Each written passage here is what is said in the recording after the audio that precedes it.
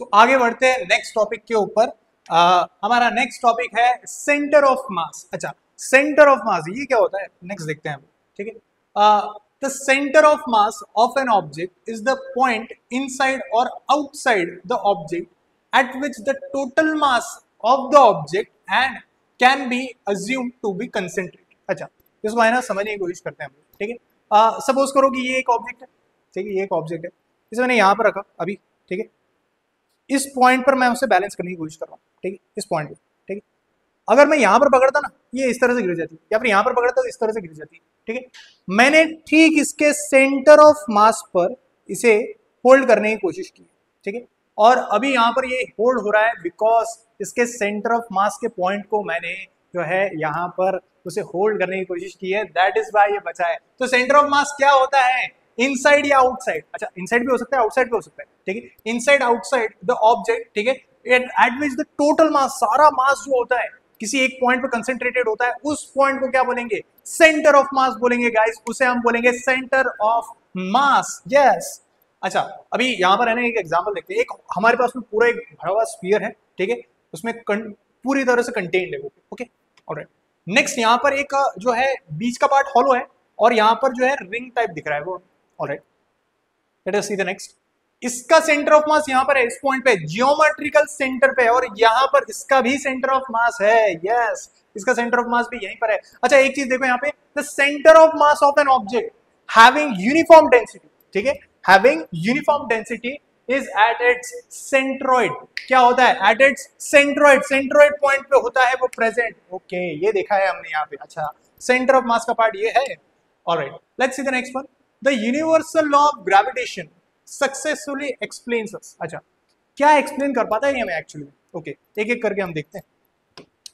अच्छा, पहली चीज, the tides of the sea due to the moon and its sun. Okay, sun और moon की वजह से जो टाइड्स आती है, टाइड्स यानी वो लहरें आती है ना। ठीक है, आपने देखा होगा वो जो रिवर या कोस्टल एरियाज होते हैं वहां पे कई बार जो है बहुत ऊंची ऊंची लहरें आती है पानी की। ठीक है, ये क्यों आती है, उन्हें बोला जाता है tides, the tides of the seize.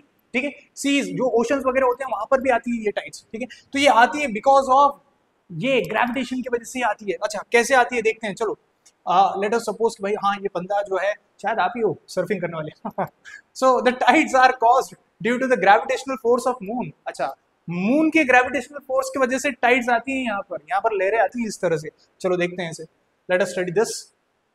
Okay, the effects of moons gravity, effects of moons gravity, moon का इफेक्ट क्या होता है, चलो देखते हैं। ये रहा हमारा धरती, ये हमारी धरती माता, और ये हमारे प्यारे से मून, चंदा मामा। ओके, तो ये फोर्स ऑफ अट्रैक्शन हम तो ये जानते हैं भाई, हमने देखा है अभी यूनिवर्सल लॉ ऑफ ग्रेविटेशन कि हर ऑब्जेक्ट चाहे छोटा हो बड़ा हो कैसा भी हो, ठीक है, इस दुनिया के अंदर कोई भी ऑब्जेक्ट हो वो फोर्स ऑफ अट्रैक्शन क्रिएट करता है। दो ऑब्जेक्ट्स के बीच में फोर्स ऑफ अट्रैक्शन, उसी को हमने क्या बोला था, यूनिवर्सल लॉ ऑफ ग्रेविटेशन, उसमें देखा है हमने। अच्छा, अब धरती जो है इसमें कुछ फोर्स लगाती होगी और ये भी इसके ऊपर कुछ फोर्स लगाता होगा। ऑब्वियसली ये भी तो एक ऑब्जेक्ट है, ये भी तो कुछ ना कुछ फोर्स लगाता होगा। ठीक है, सो इसके वजह से जो हाई टाइड्स आती है उन्हें हम देख रहे हैं एक एक करके। अच्छा, हमने एक एंगल दे दिया यहाँ से, स्ट्रेट एंगल, और ये एक ऊपर का एक एंगल दे दिया। अच्छा, अब मून यहाँ पर है।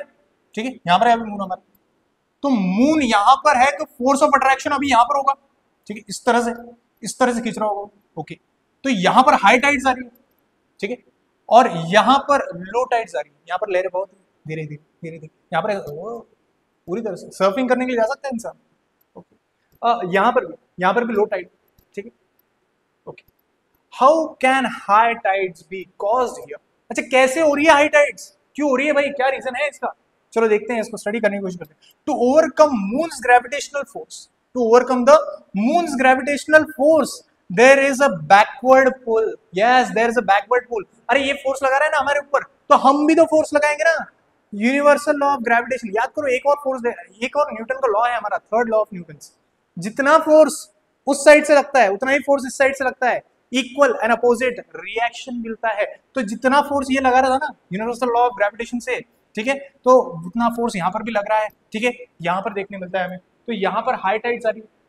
अच्छा देखो, अब यहाँ पे एग्जांपल में समझने की कोशिश करते हैं हम लोग। ठीक है, ये एक बंदा है, ठीक है, इसका नाम है रॉकी। यस, ये रोज जिम जाता है। Okay, let's say the chain is the gravitational pull. ये जो चेन है ना, ठीक है, ये चेन को खींच रहा है। ठीक है, वो है ग्रेविटेशनल पुल। रॉकी इसे खींच रहा है इस तरह से, नेक्स्ट, ठीक है।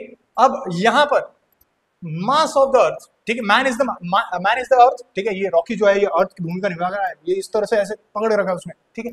अच्छा, नेक्स्ट देखते हैं। और same way the earth also has pull backwards to the balance, to balance the gravitational pull. अच्छा, उस ग्रेविटेशनल पुल को बैलेंस करने के लिए है ना, यहां से भी उतना ही फोर्स लग रहा है इस तरह से। ऑलराइट, सो ये इस एग्जांपल से देखने मिलता है।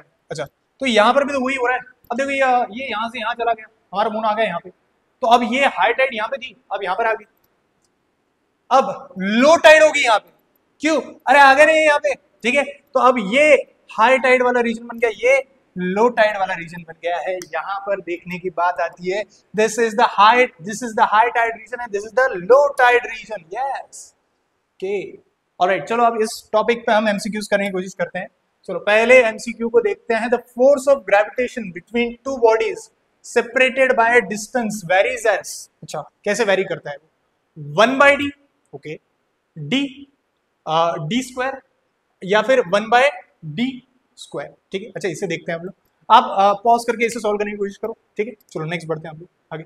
The force of gravitation between two bodies does not depends on, ठीक है, किस पे डिपेंड नहीं करता। फोर्स ऑफ ग्रेविटेशन जो है ये बॉडीज पे, टू बॉडीज पे किस चीज पे डिपेंड नहीं करता, ये देखना है। अच्छा, प्रोडक्ट ऑफ देयर मासेस, नहीं इस पे तो करता है। Sum of their masses, not show. The gravitational constant, yes, इस पे भी करता है। The distance between the centre of two bodies, the distance between the centre of two bodies, अच्छा इस पे करता है क्या? अच्छा, इसे भी कमेंट सेक्शन में आप बताओ मुझे आंसर इसका। चलो let's see the third one. If we have the distance two bodies, ठीक है, if we have the distance two bodies then the gravitational force becomes. अच्छा, वो ग्रेविटेशनल फोर्स पे क्या इफेक्ट करेगा हमें? ओके, चलो ऑप्शंस देखते हैं। 2 टाइम्स है, 3 टाइम्स है, 4 टाइम्स है, 6 टाइम्स है। अगर मैं डिस्टेंस, हमने देखा है ना फोर्स का फॉर्मूला क्या था, G into M1 into M2 upon D square. तो वो डिस्टेंस अगर हाफ हो जाए, डिस्टेंस अगर हाफ हो जाए, ठीक है, तो उसका हमारे फोर्स पर क्या, ग्रेविटेशनल फोर्स पर क्या इफेक्ट पड़ेगा, ये आप मुझे बताओगे। ये 3 एमसीक्यूज है गाइस। अब भी वीडियो जो है पॉज करो और यहां पर मुझे इसे सॉल्व करके आप इसका आंसर बताओगे अभी के अभी। आई होप आपने कर लिया। चलो हम आंसर देखते हैं एक एक करके। तो फर्स्ट वाले का अगर हम आंसर देखें तो आंसर है ये 1/d स्क्वायर। अरे देखा था ना हमने, जो फोर्स है वो इनवर्सली प्रोपोर्शनल होता है किसको? D square, the distance between the two bodies. Okay, let's see the next one. अच्छा, ये देखो यहाँ पे आंसर आ गया। नेक्स्ट देखते हैं सेकंड वाला। The force of gravitation between two bodies does not depend on, किस पे डिपेंड नहीं करता था? सम ऑफ देयर मासेस, इस पे डिपेंड नहीं करता। देखो यहाँ पर प्रोडक्ट ऑफ देयर मासेस उस पे तो करता था, ग्रेविटेशनल कांस्टेंट उस पे भी करता है, the distance between the centre of two bodies इस पे भी करता है, ठीक है। तो किस पे नहीं करता है? इस पर नहीं करता है। यस, द सम इन पे डिपेंड नहीं करता है, ऐसा कुछ भी नहीं है हमारे कंडीशन के अंदर। सो हम यहाँ पर बोलेंगे ये नहीं है। Okay, alright, let's see the third one. If we have the distance two bodies then the gravitational force becomes. अच्छा, कितना हो जाएगा? 4 टाइम्स हो जाएगा। 4 टाइम्स हो जाएगा। ऐसा क्यों हो रहा है? देखो ध्यान से देखो। चलो, तो ये जो फोर्स है हमारा वो इनवर्सली प्रोपोर्शनल है डी स्क्वायर के। ओके, अगर मैं यहाँ डी स्क्वायर को हाफ कर दूं, मैं डी जो है हाफ कर दिया मैंने उसको, तो हाफ करने पर ये इसका मैं अगर स्क्वायर ले रहा हूँ, डी का स्क्वायर ले रहा हूँ, तो हाफ का स्क्वायर क्या होगा? 1/4, करेक्ट, 1/4 हो रहा है। तो ये 1/4 होता है। इसे अगर हम आगे सॉल्व करें मैथमेटिक्स का इस्तेमाल करके तो ये हो जाएगा 4/d स्क्वायर। या सुनो, 4/d स्क्वायर हो जाएगा। तो मेरा फोर्स कितना हो गया? 4 टाइम्स, ठीक है। हमारा फोर्स कितना हुआ? 4 times the force. Yes, we have seen the 4 times of the force हो जाता है यहाँ पे। तो ये 3 एमसीक्यूज का आंसर्स आपको मिल गए गाइस। आई होप आप ये क्लियर हो गया आपको। तो ऐसे ही आप बने रहो इस वीडियो के साथ में, हम एक एक करके सारे कंसेप्ट देख लेंगे। Yes, let's see the next one. Okay, what if there was no gravity? कि भाई ग्रेविटी नहीं है इस दुनिया में। अच्छा, ग्रेविटी होती ही नहीं तो क्या होता भाई? आप सोच के देखो इसके बारे में। अगर ग्रेविटी नहीं होती तो मैं तो अभी इस वीडियो को बना ही नहीं पाता था, यहाँ पे जमीन पे खड़ा नहीं होता, मैं तो उड़ रहा होता था अभी से यार, और ऐसे उड़ते उड़ते बताता था हाँ आज हम पढ़ेंगे ग्रेविटेशन। ओके, सही। तो इस तरह से भी हो सकता था। अच्छा, ग्रेविटी नहीं होती ना, ठीक है, अगर ग्रेविटी नहीं होती तो हम किसी भी चीज को है ना किसी जगह पर रख नहीं पाते प्रॉपरली। ओके, क्योंकि कोई फोर्स ऑफ अट्रैक्शन होता ही नहीं था उनके बीच में, ठीक है। अगर ग्रेविटी नहीं होती तो हर चीज इस दुनिया की बड़ी से बड़ी चीज हो, छोटी से छोटी चीज हो, फ्लोट करती है। जैसे एस्ट्रोनॉट स्पेस में जाते हैं ना, तो स्पेस में तो कोई ग्रेविटेशन नहीं है, ठीक है, तो फोर्स ऑफ ग्रेविटेशन नहीं है, तो क्या करते हैं, फ्लोट करते हैं, बस ऐसे इधर उधर फ्लोट कर रहे हैं भाई, कैसे, ठीक है, जीरो ग्रेविटी में रहते हैं। ओके, अच्छा एक और खास चीज बताऊं, इस दुनिया के जितने मोटे इंसान है ना, ठीक है, वो सबको वेट करने की कोई जरूरत ही नहीं पड़ती, क्योंकि अगर ग्रेविटी नहीं होती तो वेट ही नहीं होता था। यस, वेट ही नहीं होता था, उनका वेट ही जीरो आता था। वो बोलते थे yes I am the slimmest person. Okay, जितना स्लिम तू है उतना ही मैं हूँ, मेरा भी वेट जीरो है, तेरा भी वेट जीरो। यस, ऐसा बोलते थे, ठीक है। सो ये बहुत का इंटरेस्टिंग फैक्ट है कि अगर ग्रेविटेशन नहीं होता तो। Okay, alright, so I hope कि आज का वीडियो आपको क्लियर हुआ है, ठीक है। Thank you very much. मैं चाहता हूँ कि आप इस वीडियो को भी प्यार दें अपना, और ज्यादा से ज्यादा लोगों से इस वीडियो जो है शेयर करें। Thank you very much guys.